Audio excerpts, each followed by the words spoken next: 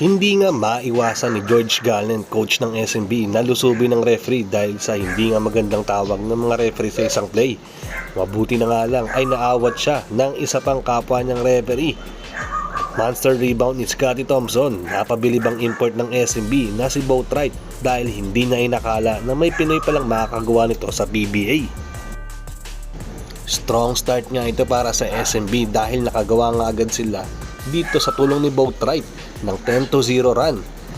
Nagawa nga ito ng SMB para lumamang agad sa early first quarter.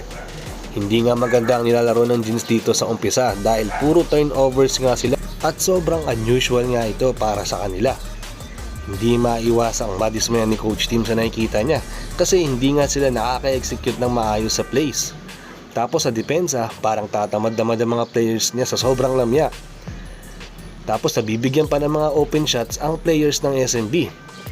7 minutes na nga nung naka-score ang Ginebra at si Tony Bishop pa nga ang naka-score sa kanila para pahirapan pa dito ang pag-score. 6 straight points nga ang nagawa dito ni Bishop sa sobrang hirap na pag-score niya na yun. After nun, doon na nakabuelo ang Jeans at nakuha nga nila ulit ang rhythm nila. Sila Malonzo na-contribute na din kahit pa paano at doon na nakabuelo ulit ang Jeans sa tulong nga ni Tony Bishop.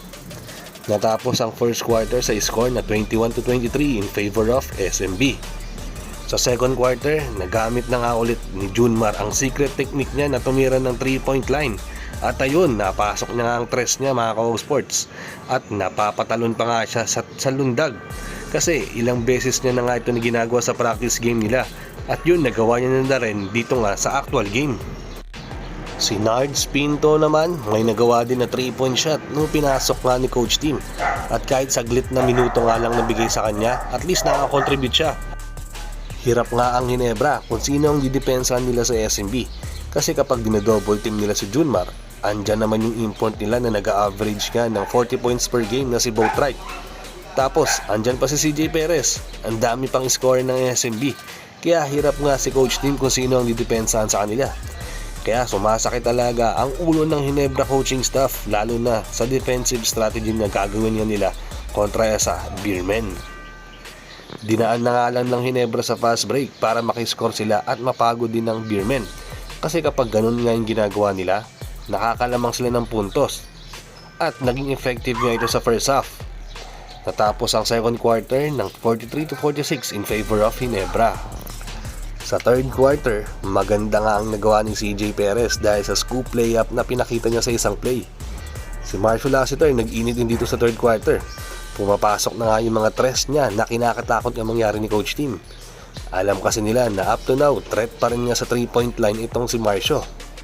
Pero hindi naman pumayag si Jamie Malonzo at siya din ang sumali sa 3-point shot party ng 5 tres dahil 5 tres na ang nagagawa niya dito sa game. Sunod-sunod na din kasi nagagawang basket dito ni Boatwright third quarter at nag-ala MVP mode nga siya dahil sa mga sunod-sunod na nagagawa niya.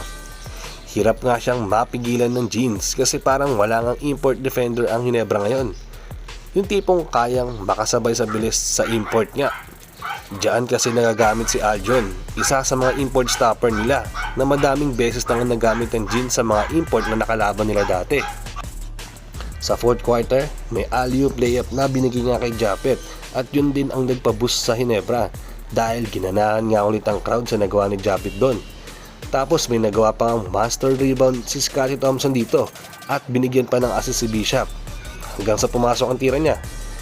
Dito nga kilala si Scottie mga ka-sports, yung magbibigay ng energy sa team. Yung simpleng rebound lang pero malaking tulong nga ito dahil na-involve nga ang crowd kada makakagawa siya ng big plays. Sa late fourth quarter mga ka-sports, nagka-error nga ulit ang Ginebra kung saan crunch time ulit.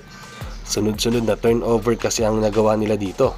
At ang daming opportunity sana na makiscore sila kaso hindi nga pumapasok ang tira. Pampadikit sana ng score yon kung napapasok nila yung tira nila. Kaso sadyang hindi nga para sa kanila itong game na ito. Kaya natalo sila sa game 2. Tinanggap nga ng buo ni Coach Tim ang pagkatalo nila dahil alam niya kahit paano kung ano ang error nila dito sa second game. Kaya malamang malaking adjustment na naman nga ang gagawin ng Ginebra dito dahil masyadong mababa nga ang na-score dito ni Sistan. Single points nga lang kasi dito or less than 10 points lang ang nagawa niya dito, na sobrang unusual para nga dito kay Sistan. Madalas kasi nag-average nga to ng 15 points to 20 points, pero ngayon mukhang na-check nga siya at tinutukan ng gusto ng Beerman para depensahan ng gusto. Pero yun nga mga ka-sports, dahil sa pagkatalo ng Hinebra at ayaw nga may-sweep ni Boss Al ang kupunan niya, ayon sa rumors gagawa daw siya ng paraan na manalo ang Hinebra dito sa Game 3 para mabigyan pa ng magandang series ang mga fans. Ibibigay na daw ng SMB next game para sa Hinebra ang laban para mas maging interesting pa daw ang series at panoorin pa ng mga fans. Ito ay ayon lamang sa rumors mga ka-sports, nililinaw ko lang.